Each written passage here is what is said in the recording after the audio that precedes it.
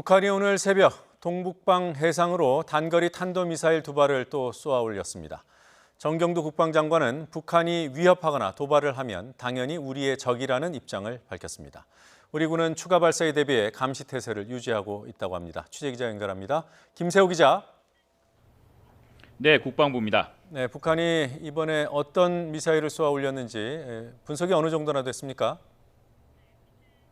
네, 북한이 오늘 새벽 쏘아 올린 미사일은 탄도미사일이라고 군 당국이 밝혔습니다. 이 미사일은 원산 갈마 일대에서 동북방 해상으로 날아갔는데요. 군은 고도는 30km, 비행거리는 250km로 추정하고 있습니다. 발사는 이동식 발사대를 이용한 것으로 파악됐습니다. 합참은 우리 군이 자체 탐지 자산으로 북한군의 탄도미사일 발사 징후를 먼저 포착해 추적했다고 설명했습니다.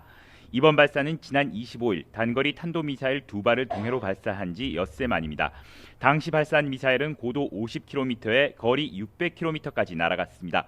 합참은 이번에 발사한 단거리 탄도미사일이 지난 25일 발사한 것과 유사한 형태일 가능성에 무게를 두고 있습니다. 이와 함께 이번 발사는 태국에서 열리는 아세안 지역 안보 포럼을 앞두고 이뤄진 것인 만큼 그 배경과 의도가 주목되고 있습니다. 특히 최근 북한은 한미 군사훈련을 비난하며 북미 간 실무 협상에도 응하지 않고 있습니다.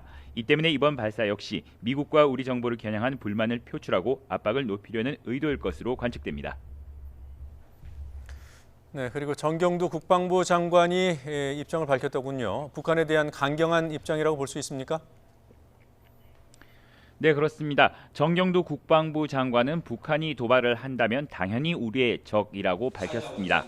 정 장관은 한국국방연구원이 개최한 포럼의 기조연설에서 북한의 핵미사일 위협은 여전히 지속되고 있다며 이같이 말했는데요. 정 장관의 이 같은 발언은 지난해 9월 취임한 이후 북한을 겨냥한 가장 강한 표현입니다. 다만 정 장관은 9.19 남북 군사합의를 충실하게 이행해 한반도 평화 정착을 뒷받침해 나갈 것이라고 밝혔습니다.